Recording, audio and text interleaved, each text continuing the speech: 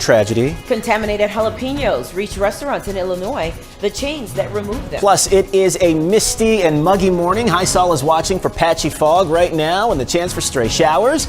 It is Thursday, August 6th. Streaming live from Chicago, ABC7 Eyewitness News at 7 starts now. Top of the hour on ABC7Chicago.com, Disney Plus, and wherever you stream ABC7. I'm Terrell Brown. And I'm Val Warner. Good to be back with you this morning. Let's take a look outside and check this muggy, misty weather. Yeah, we've had a very interesting summer. It has been, Too right? bad out there. Yeah, I mean, like we've had a lot of rain. Yeah, Storms. storms. You're not the only one who's. People have been really telling me like, I don't what remember is being up? like this last summer. I feel like it's been more consistent. I've been here for 3 summers, and every summer we've had severe weather and and some flooding concerns. But yes, I would say that overall this summer we've had plenty and probably the most severe weather we've ever had. So yeah, it's been quite the summer. 71 at O'Hare right now, 71 at Midway, 68 in Aurora, and we're dealing with some patchy fog in some locations where our visibility is down to about 4 to 5 miles, and we do have one isolated spots with probably a bit more dense fog here in Maryville in northwest Indiana. Most of us right now are just dealing with a quick little sprinkle passing through. That'll be the case through a lot of today, where only 1 or 2 of us are seeing a stray shower, and then it's warm and dry as we kick off the weekend. Diane? All right, let's talk about what's going on out there on the roads this morning. We're going to start with a problem on Metra. So Union Pacific West Line inbound train number 30 was supposed to leave Elburn at around 7:05. Well, they have a crew shortage, so it's not going to run on time. Instead, train 32 that's scheduled to leave at 7:25 is going to pick up those passengers and take them on in. So just be aware of that. Check the Metro train tracker. As far as travel conditions go, it's not really too bad. The highest travel time is going to be 45 minutes, and that's going to be on the Stevenson. Also a 45-minute trek if you're coming in on the Kennedy, too. So just be aware of that. Speaking of things to be aware of, this project now underway already. It's causing some major traffic trouble. So it's down in Countryside, LaGrange at 55th. They're doing an improvement project there at that intersection. That goes until late 2027. And yes, we're seeing significant delays as drivers are being thrown off by that brand new project now officially underway. Val Terrell. All right, Diane, thank you. An Illinois family wants answers this morning. A survivor is still healing. And today they are speaking out about the Fox River crash that killed a Marine veteran. Stephanie Wade is here with more on what's happening today. Stephanie. Good morning. Magdalena Jablonska is being remembered as a kind person who enjoyed serving people in need. Her fiance survived the boat collision and is still recovering. He's expected to speak this morning as her family files a wrongful death lawsuit. The lawsuit claims that on July 25th, Jablonska was sitting next to her fiance on their boat when a speeding boat flew over them, decapitating Jablonska and seriously injuring her fiance. Richard Stevenson is charged in the crash and accused of having a blood alcohol level more than twice the legal limit. Security video from a nearby home appears to show the pontoon Stevenson was driving.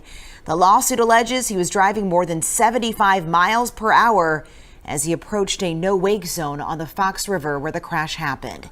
Jablonska was from Des Plaines and served as treasurer of a local chapter of the Women Marine Association. Friends spoke to ABC7 about her character. She was a fun-loving, hardworking, generous, kind person. She had a soft voice and a wonderful smile and an infectious laugh. You could ask her to do anything and she would say yes. And we expect to hear more from Jablonska's family later on this morning. The man charged is due back in court later this month. Back to you. Okay, Steph, thank you. The U.S. Attorney's Office told a federal court no further action is needed and the dismissed Broadview 6 case. The 6 immigration protesters were charged after September 2025 confrontation outside of an ICE facility. Charges were later dropped when the U.S. Attorney's Office admitted to making mistakes with the handling of a grand jury. In a new court filing, prosecutors say corrective measures have been taken and no further hearings or sanctions are warranted. Defense attorneys say they still want more answers. 4 past the hour, I want to get to Crystal Lake this morning. A minor has life-threatening injuries after he was hit. The McHenry County Sheriff's Office is investigating this morning. The crash comes as another family mourns a young rider killed on an electric scooter. 16-year-old Alex Blasio died Monday. He crashed near Western and Irving Park. His family is remembering the teen they called their rock as safety advocates now push for more protection on the road. Kate Kogirin reports now for us this morning. As loved ones continue to mourn Alex Blasio's loss, his death is renewing conversations about e-scooter safety in Chicago as ridership continues to grow. Alex Blasio's father says he and his son spoke of many things, but at a prayer vigil honoring his son's life, he told the crowd in Spanish, he never imagined talking about his son's death. As they grieve, the family says the community's support has helped carry them through the past few days. He showed so much love to everybody. He was just always there for everybody. He was our rock. A growing memorial sits where Blasio collided with a semi-truck after he lost control riding a Lime e-scooter. He is now the third Chicago teen killed this year while riding an electric scooter. The mayor's office recently launched a citywide safety campaign as scooter ridership continues to climb across Chicago. Last year, the mayor's office reporting riders took more than 7 million e-scooter trips citywide. Doctors say that increase in ridership has also brought a steady rise in scooter-related injuries. At Lurie Children's Hospital, emergency physicians say they treat 3 to 5 injuries a day involving scooters and other small electric vehicles. One safety message echoed by city leaders, doctors, and transportation safety advocates is the importance of wearing a helmet. Without it, you're gonna see some traumatic brain injuries. We're also seeing that a lot of them on the e-scooters might hit something on the sidewalk and flip over. AAA says the speed of the device should determine the type of helmet a rider should wear, noting that faster scooters may require more protection than a standard bike helmet. In the North Center neighborhood, Kate Kogirin, ABC7 Eyewitness News. Pretty Kate, thank you. 7 past the hour. A boil order is extended for some Indiana American Water customers. It's now in effect until at least 4 o'clock this afternoon. Crews have repaired the water main that broke Tuesday in Lake Station, but the company is still doing water quality tests. And this is new. Senator Tammy Duckworth is leading a push for clearer accounting of U.S. casualties in the Iran war. ABC News reports Duckworth's bill would require the Pentagon to combine all deaths and injuries into one public count. She's set to introduce that legislation today. Right now, the military separates casualties under different operational labels. The Pentagon made that change last month. Recent corruption charges and ethics concerns in the Illinois House take center stage today. A special investigating committee is holding its first meeting. Lawmakers will review sexual harassment findings involving former state representative Harry Benton. Benton denies those allegations. He resigned last month. He represented parts of the southwest suburbs. The committee will also discuss federal charges against State Representative Carol Amons, and she's accused of misusing campaign funds and state grants. Amons and her husband are also charged with obstructing justice. Both have pled not guilty. Many are now asking whether Illinois House Speaker Emanuel Chris Welch should keep his leadership post. Welch spoke with ABC7 political reporter Craig Wall about the sexual harassment complaints against former state representative Harry Benton.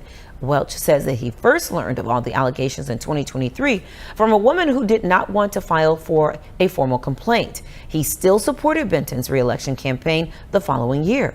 You could have said, "You're on your own here. I'm not going to support you." Don't you see the optics here that it looks like you decided to support somebody to keep that number in the House as opposed to saying, "No, I don't like what you're accused of doing. We're not going to support you." I understand the concern. I think that's a valid concern of many. With the information before me at the time, I literally was leaning on a member being entitled to due process. Welch is now creating a working group to review workplace culture in Springfield. State Representative Kelly Cassidy declined to join. She says she does not believe the group will be effective. Welch's office says she has the right to decline. This morning, federal investigators are reviewing a close call involving Marine One and a passenger jet near Reagan National Airport. The aircraft came within 500 vertical feet after controllers apparently missed several takeoff warnings. The FAA says President Trump was never in danger and the planes were not on a collision course. 9 past the hour. I want to get to 2 growing threats affecting food and water across the country. The CDC says a salmonella outbreak linked to jalapenos has now sickened hundreds of people in more than 24 states. And it comes as a separate parasite outbreak tied to recalled lettuce continues to spread. Now federal officials are also tracking cyber attacks targeting water systems in several states. Here's ABC Sophie Flay. This morning, the CDC says a salmonella outbreak linked to jalapenos distributed to restaurant chains including Chipotle and Qdoba is growing. Officials now say 345 people have gotten sick in these 27 states, and dozens of people have been hospitalized. The peppers were grown in Mexico, and both restaurant chains have now removed them from their menus. We are seeing multiple surging cases of foodborne illnesses across the country from different sources, and it does feel unusual. It comes as the ongoing parasite outbreak linked to recalled lettuce, also grown in Mexico, expands to 15 states. In that outbreak, more than 6,000 people have gotten sick, and 2 people have died in Michigan. After budget cuts and staffing reductions across the public health system, officials are stretched as they respond to multiple multi-state outbreaks at once. Funding cuts across federal, state, and local levels that have affected our ability to prevent, detect, and investigate these foodborne illnesses. In a specific example, FoodNet, which is a national surveillance program designed to investigate and detect foodborne illnesses, had a big funding cut last year. Food safety isn't the only concern. More water systems in the U.S. are coming under attack by hackers. An intelligence note reviewed by ABC News provides the clearest indication yet that Iran may be behind the cyber attacks that have targeted utilities in more than a dozen states.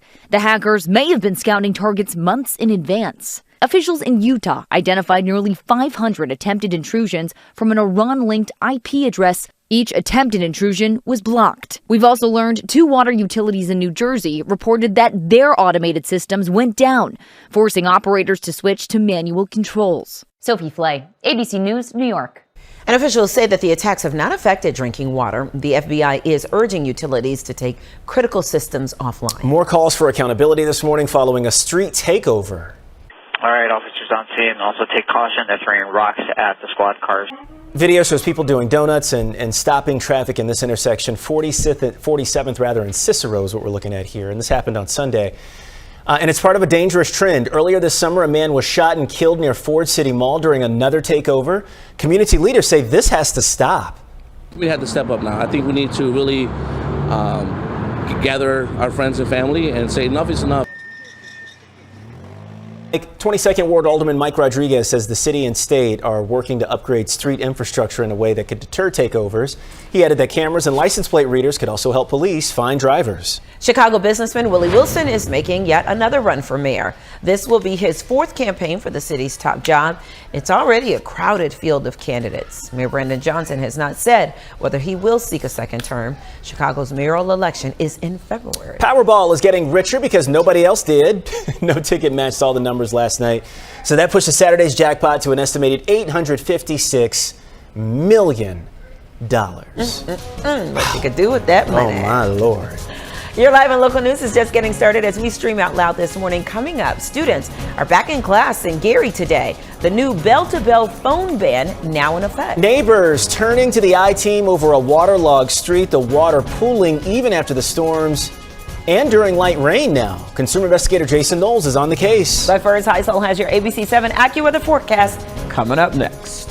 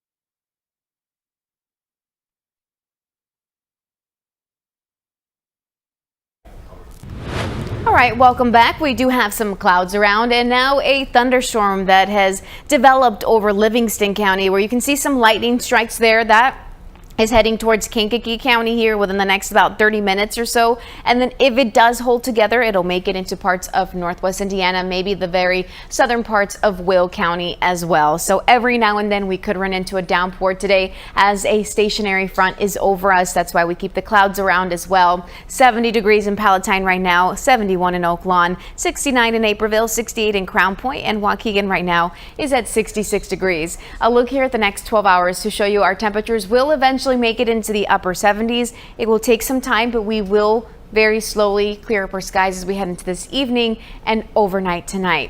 For the Bud Billiken Parade, we're looking at some fantastic weather as the parade kicks off, about 77 degrees. Yes, it will feel muggy and you will be sweating out there if you're heading out to the parade, but it'll overall be nice with temperatures in the low 80s, and at least we're not talking any rain chances. We will be, though, talking rain chances here on Sunday, some scattered storms, and that unsettled weather pattern continues into next week. Monday and Tuesday will also likely have storms around, and some of those could be on the stronger side. Diane? We had an update from Indiana State Police this morning, Hyso, on that major accident on the toll road. So the crash did involve a motorcycle. There were some very serious injuries involved in that crash. So authorities shut down all lanes on the eastbound side of the toll road near the Portage interchange. All lanes are now back open. We just received that information.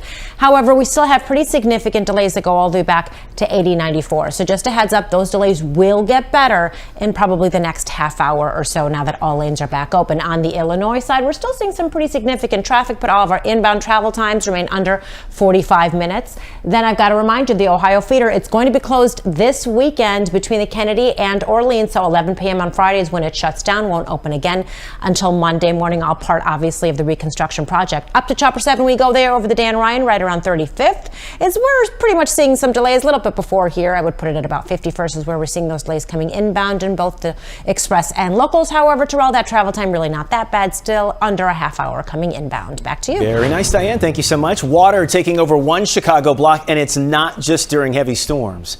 This morning, our I-team is responding to calls from residents who say the city was not clearing catch basins. And consumer investigator Jason Knowles has the results of that.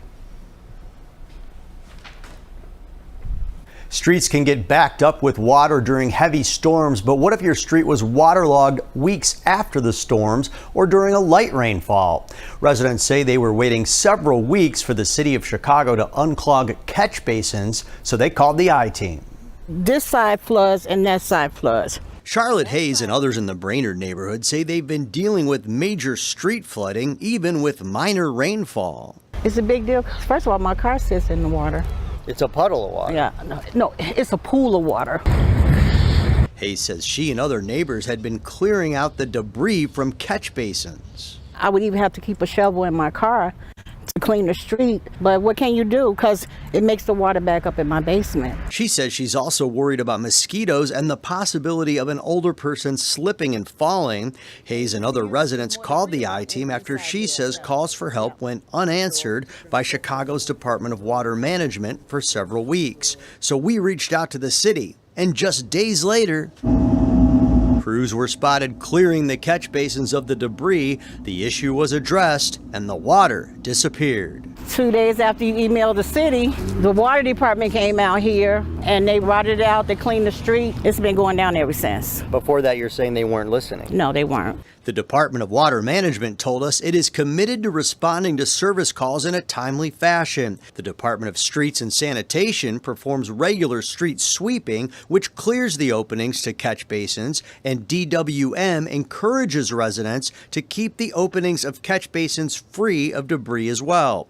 But neighbors say there eventually needs to be a more permanent solution. I think the city needs to come out and do something, reevaluate, maybe dig up the street, put in a new main sewer line or something, because it's just not on the homeowners. They have to do something. We asked the city if there are any plans for a longer-term solution and haven't heard back. If you are having this issue, especially with all of the heavy rain this summer, contact 311, the Water Department, or your alderperson. Jason Knowles, ABC7 Eyewitness News. Eyewitness News streaming at 7 continues after a break.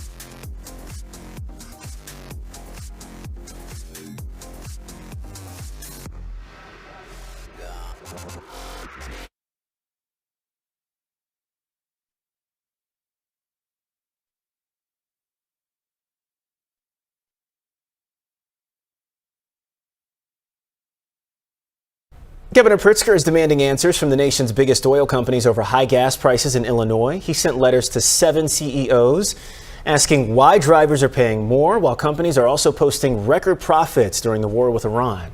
Pritzker has given oil executives 2 weeks to respond. President Trump called out Chevron and Exxon this week, saying, quote, they're making too much money. Speaking of, here's a look at gas prices right now. In Chicago, you'll pay an average of $4.70, the national average $4.06. Illinois drivers are paying $4.30, and in Indiana, $3.54. Well, a new school year begins this morning in Gary, Indiana. More than 4,000 students are headed back to 11 schools across the district. Here's a live picture right now. This is from Northwest Indiana. Oh, wow. Yeah, look at that. Superintendent Dr. Yvonne Stokes is welcoming those students in at Williams Elementary as classes get underway there. So here's what's new this year. Indiana's bell-to-bell phone ban requires students to power off and put away phones, smartwatches, and other devices, personal devices, for the entire school day. Look at the kiddies back in class. Hard to believe it's I know, here. It's here. Yeah. All right. We're going to link up with, actually, you know what? Hang on right here. Today's top stories plus weather and traffic coming up.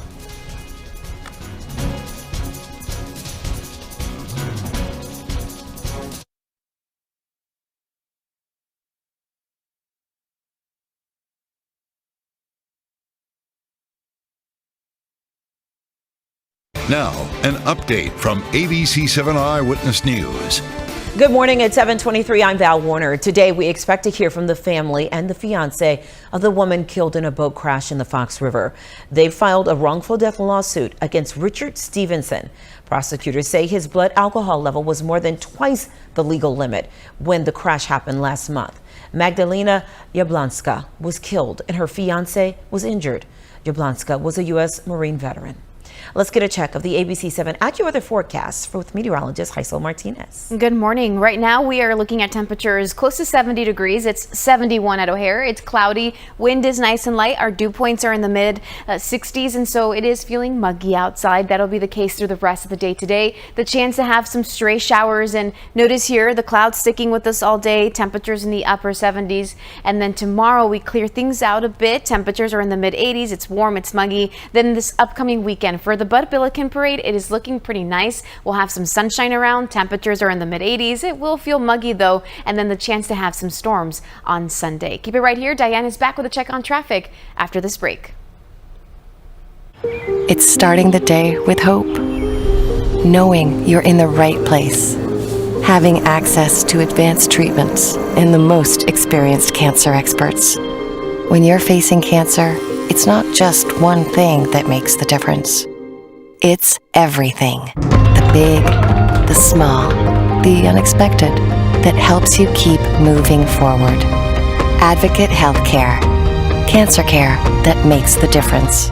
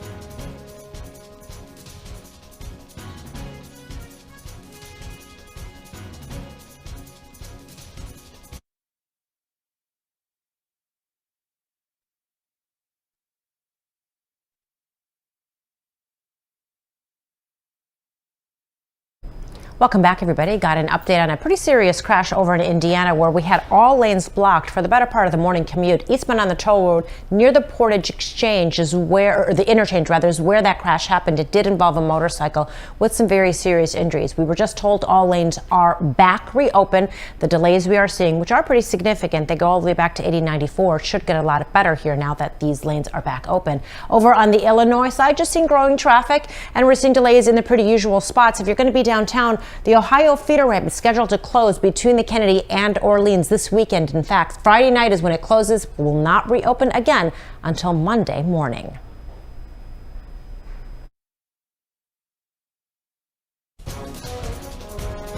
Welcome back, everybody. It is a live picture right here at the Chicago River. 7:27 this morning. We're off to a muggy, misty start. ISO says it's probably going to get a little worse before it gets better. Hang in there. We'll have a full forecast coming up. In the meantime, this morning, Hyde Park is in a pickle, and that's a good thing. Some of the world's top professional and amateur pickleball players take the court today for the APP Vlasic Classic at Danny Cuniff Park. The pros are competing for a share of $125 grand. Amateur players are battling for spots in the USA National Championships. The tournament runs through Sunday. And the school year is about to get major lift. That's because we are kicking off ABC7's Friday Flyover again. The season is here. I'm going to visit Chicago area high schools, not with that, to celebrate the students' traditions and pride that make each school special. And they are all so special. So think about your school. Should they be one of the ones that we make the stops by? You love that field.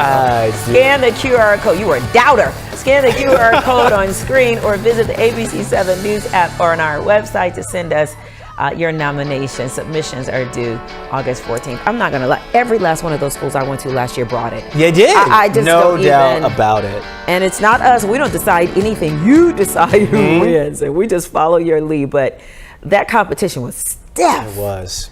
I did ask for a review on that field goal. Yes, you did. And the play. And did you get it? I did get it. And the play on the field did stand. And it was, in fact, a field goal. And it was by the skin of my chin. Trust me, I was like, what? Did not go in. That's my reaction. Right, because I would have never been able to do that. No, it was good, Val. I can't wait for Friday Flyover this year. Coming up this morning, streaming at 7. Chicago State, speaking of football, is ready to kick off a new era. We're inside practice as the Cougars prepare for the university's first football season. Better sleep may just be one thermostat adjustment away. The temperature that Americans say helps them rest best. This is good. Looking forward to that. And then we're building the perfect root beer float. Coming up live this morning, it is National Root Beer Float Day, and Rick Gruber from Billy Brick's Restaurant Group is our master of the mug. And he's helping us build the perfect float and settling whether the ice cream or root beer goes first. Ooh.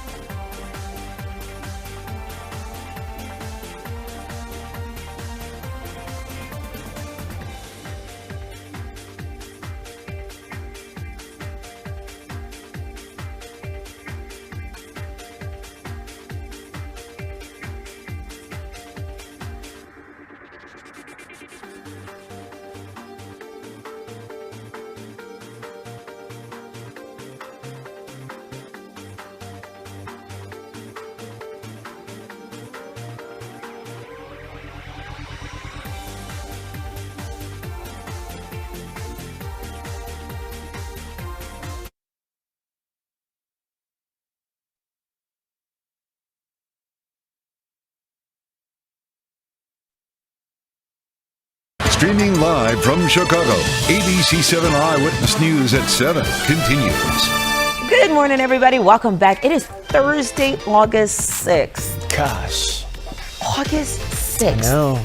almost September. Almost High Soul's favorite song ever. Do you remember? I was like, 21st day of September. I can't stand that song. I'll never forget. That was so funny. The visceral reaction you had to I was like, how do you hate that song? No. I like the song, but the day that the 21st of September, it's just like you just hear it everywhere over and over. Oh, okay, got it. I mean, it's one of those. It's a good celebration of the song, I guess. Yeah. Like, wow. Oh, I just hope you're feeling in that day. And are you just gonna play? You'll play during commercial breaks too for me, just to really replay it. 71 degrees at O'Hare and Midway right now. We are dealing with some patchy fog in our outlying areas where we're down to a visibility 4 to 5 miles. 10 is perfect, so there is some patchy fog out there in some locations. Most of us are dry. Here's a look at live Doppler 7 Max. Almost everyone is dry, but I'll zoom in here to show you down in Livingston County. We do have a thunderstorm that's producing heavy rainfall and lightning that, if it holds together, will move into Kankakee County here within the next hour. Diane? All right, not too bad out there on the roads. A lot of our travel times running roughly around 45 minutes or less, so everything is just fine out there in regards to that. I do have to tell you about this, though. So the BNSF Harlem Avenue station scheduled to be closed starting today until August 16th, and this is a pretty busy station on the busiest line, Metro's BNSF. So it's for grade crossing work, so just prepare for that. Okay, got it, Diane. Thank you. We are talking about Chicago State University this morning, just weeks away from making school history. The Cougars will play the university's first football game August 29th at SeatGeek Stadium in Bridgeview. Yeah, Rob Hughes joined the new Division I team for practice and media day on the South Side. More than 3 years in the making, Chicago State is on the cusp of fielding the city's first ever Division I college football program, a milestone for the school, the city, and the hometown players putting on the Cougars jersey. Every time I put these pads on, I think I'm representing the city. I get to come out and be in my hometown and build something new. For Arshawn Powell and Cayman Coleman, it's personal. Both are from Chicago and have an opportunity to play in their hometown for a school that's launching its first ever football program. The team already bringing the energy, taking a mid-practice break to huddle around and sing happy birthday to Chicago State President Z. Scott, who since taking over leadership in 2018 has helped revitalize the university, leading a 12% enrollment surge from 2024 to 2025. If you look at the trajectory of the university over the last 8+ years under President Scott's leadership, that tells the story of why we're not the same old Chicago State. And why Director of Athletics Dr. Monique Carroll says they were able to build a football program that required roughly $4 million in startup costs through fundraising and donors. We wanted to make sure that even in the startup phase, we didn't tax the students with a fee. We didn't lean on the university to develop additional revenue streams. So I think we really did it in a fiscally responsible way. Dr. Carroll says head coach Bobby Rome is armed with a full complement of scholarships to recruit. And combined with the transfer portal of the modern era of college football, they believe they can win now. This isn't a Boys and Girls Club. We're going to build a competitive winning football program here at Chicago State. Delivered with the same intensity as his old college teammate at the University of North Carolina, Bears coach Ben Johnson. But Rome has a tall task ahead of him if he wants to match Johnson's first-year success. His players, though, already have the right idea. Laying a foundation brick by brick for something that's bigger than me. It's not about us, it's bigger than us. It's about the city of Chicago. The message from the AD, Coach Rome, and the players, they plan on building a winning product here that, as they say, will put butts in the seats on game day. The countdown is on August 29th at SeatGeek Stadium in Bridgeview. On the South Side, Rob Hughes, ABC7 Eyewitness News. The Cougars. Let's get this thing Let's done. go, baby. Yeah. I wonder who they play. We did not say that. But it doesn't matter. We're going to win. Right. Putting it in the universe. Roosevelt University, right? Yes, Oh, that's Roosevelt? yeah, playing Roosevelt. Yeah. Okay. Now that's going to be, because that's local. Local on the, Yeah. So I think this year they're going to be feeling out a lot. And then next year. And that's the president of the university right there, just all in the mix. Look at her. Yep. She's looking like, okay, do I Jump in or do what? I Like, look don't right? hurt me, Exactly. fellas, but they're so excited. Yeah. Okay, so now to your best night's sleep. It may begin with the battle over the thermostat. A Bare mattress study finds that 67 degrees is America's preferred bedroom temperature. Indiana ranks among the 5 states reporting the best sleep. The study also finds that 22% of couples disagree on the temperature, while 78% use a fan at night. The study gives us a national benchmark of 67 degrees and places Indiana among the country's best rested states. It does not provide a specific Illinois temperature in the information supplied, but the debate is this: is 67 degrees comfortable, or is that just downright freezing?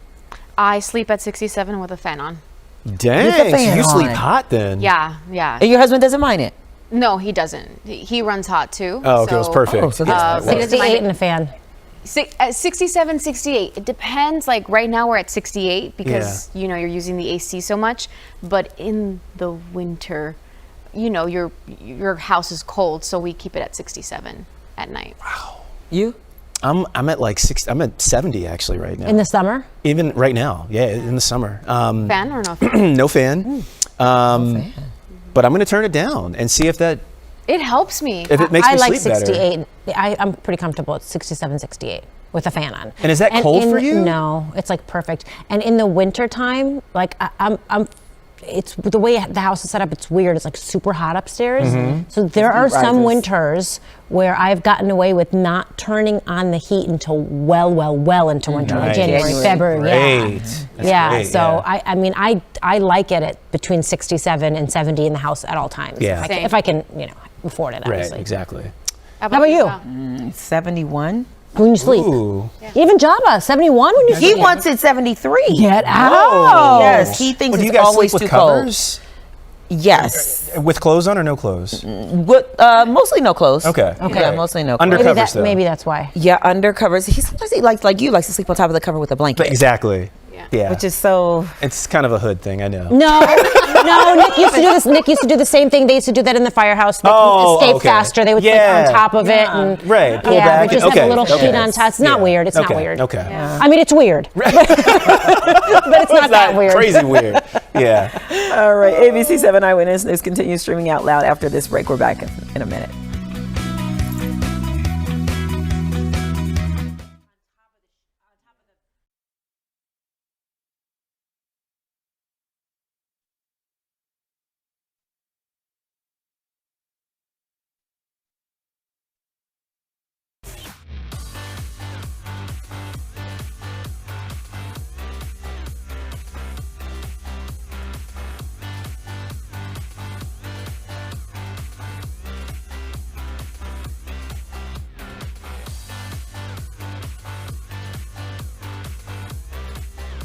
Count to 10. 1, 2.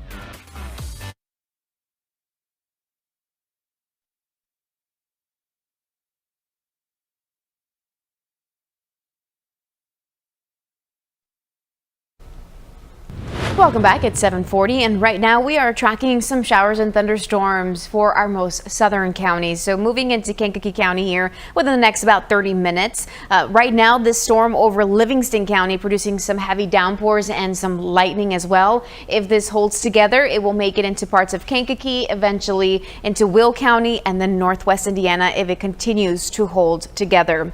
Temperatures right now close to 70 degrees. We're right at 70 in Palatine, 72 in Joliet, 70 in Gary right now. So here's a look to show you that as we go through the next 12 hours, we're cloudy. We could have a stray storm or two as we go through the day today. Temperatures reach into the upper 70s. Then for the Bud Billiken Parade, we're looking at some pretty nice weather, 77 degrees as the parade kicks off, 82 here as we get closer to lunchtime on Saturday. Saturday, we're looking at a lake breeze to kick in, so it'll be close to 80 degrees along the lakefront, 84 degrees on Sunday with the chance for some storms. and we'll be watching those storms as they develop to the north and west of us and see if they hold together. If they do, they could be on the strong side, and we could see some flash flooding Sunday, Monday, and Tuesday, so something we'll be watching, and temperatures are in the 80s. Diane? Starting off with the crash in Lake Zurich, Heysel over at Rand and Route 22, where we're seeing some significant delays on Route 22 because of that crash. As far as the expressways and tollways go, travel times roughly around 45 minutes most of our inbound expressways, although the outbound Kennedy's close to 55 minutes heading outbound to the big airport. We're finally starting to see those outbound Edens delays that we typically do this time in the morning. No incidents there, just heavy traffic. I do want to tell you about this ongoing project. It is officially underway, started yesterday, and already we're seeing significant delays.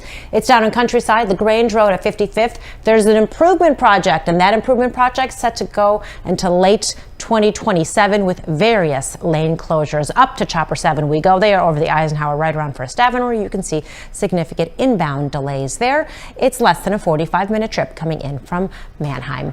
Val and Terrell. Okay, thank you, Diane. Hurricane season has been quiet so far, but could the updated outlook disrupt your late summer travel plans? Ice cream first or root beer first? We're going to settle this whole thing, the great float debate, and try in a few sweet twists coming up next.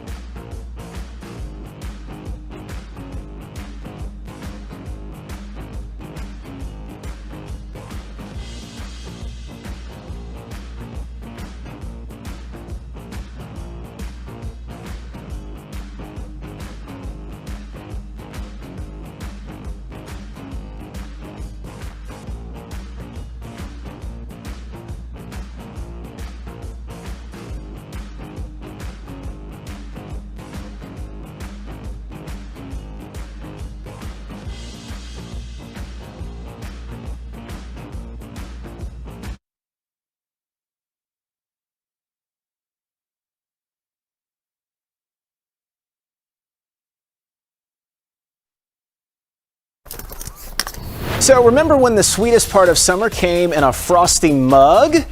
It is National Root Beer Float Day today. That's right, and Rick Gruber from Billy Brick's Restaurant Group is here to show us how to build the perfect scoop and soda classic.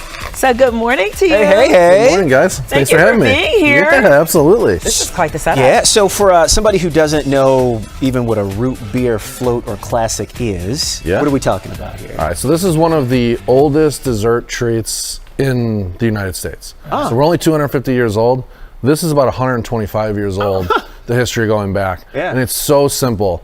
Right now, like all the craze is the dirty sodas, but that requires ice. 125 years ago, people didn't have ice makers, so you didn't have all these machines. So what you could do by having the chilled drink is a classic root beer or a cream soda with vanilla ice cream. Okay. Oh, okay. So I didn't know about these new dirty sodas. We'll get back to that. That's exactly right. But yeah, now you piqued my curiosity. The $1 million question. Yeah. Ice cream first or the root beer first? All right, so this is where you can avoid a lot of disasters. It's very simple, but there is a technique. So if you look here, I poured just a little bit of the root beer first. Okay. So you want to do that. So it is root beer first. It is root beer first, or your cola, whatever, because we have a lot of different varieties that we make. You drop it in. You see that how it fizzes? Mm-hmm. If you put too much in first, that's going to fizz over the top. Oh, okay. So at Mujo's or at Billy Brick's, we're going to do about 2 healthy scoops per portion. Oh yeah. And then you top it with the. Then you top it, and just like pouring an ice cold beer, because it's a root beer, you want to go nice and slow and along the side and let it fizz, and you get that gentle foam there right on the top, and you have a perfect Okay, float. I got a question for you. Yes. Spoon or straw? I'm a big spoon guy. Yeah? So that's why at Mujo's we also created a different drink with the root beer float where we call it a fizzy shake, where we'll blend this. So for the straw lovers out there, it's an easier sip. So it's going to look a little more like a milkshake, but instead of adding additional dairy, we add the root beer or whatever sodas we pick.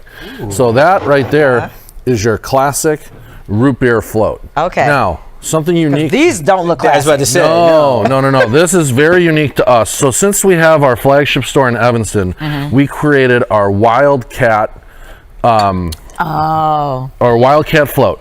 So again, it's going to be For the two. Northwestern Wildcat. Oh yeah. That's okay. nice. It's a good catch on that, Val. So we do the grape soda, 2 scoops of vanilla ice cream.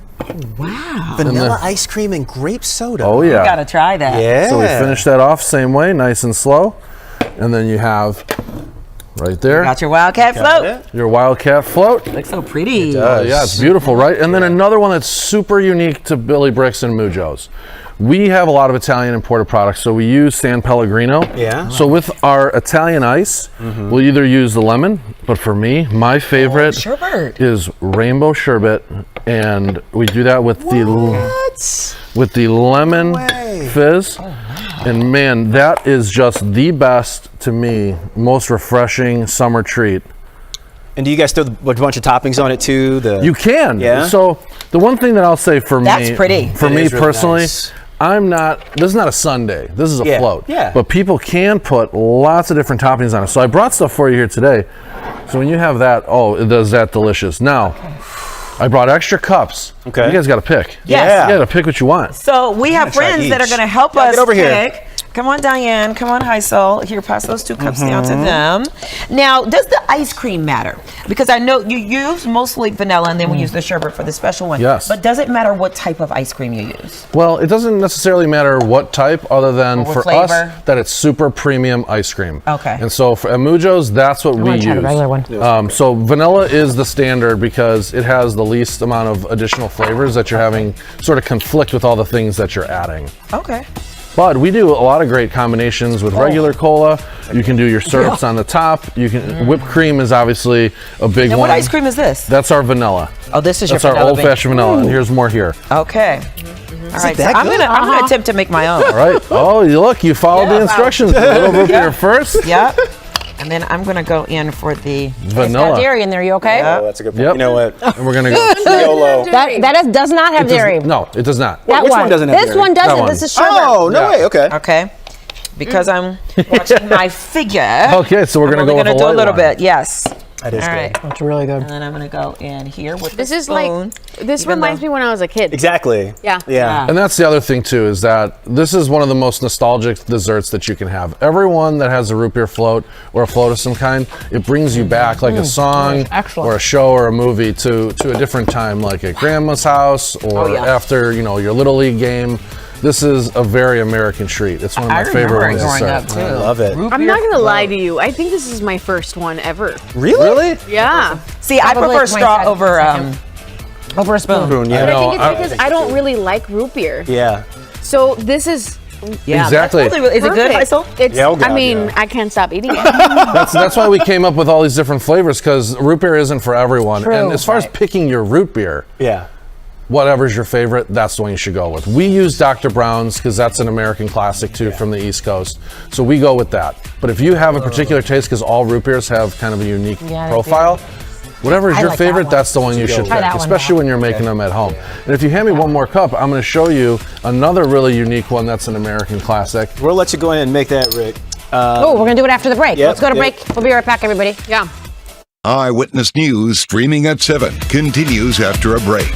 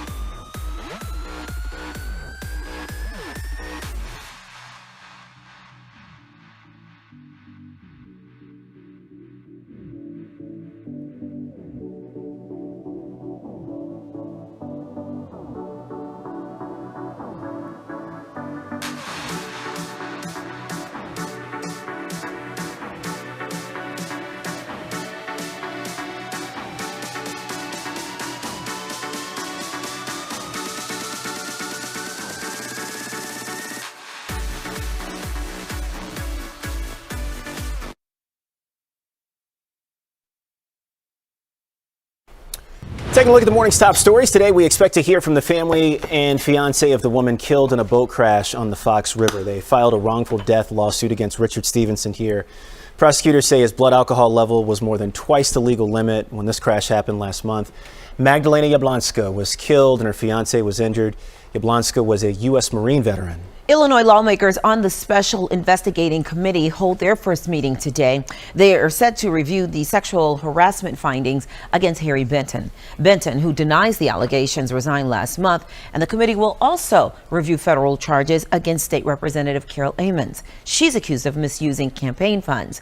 Amons has also denied those allegations. Well, let's check your weather one more time, Isol. All right, let's look at the 7-day forecast to show you that temperatures today reach into the upper 70s. The chance for some stray showers for today, warm and muggy tomorrow, and some pretty perfect weather here for the Bud Billiken Parade.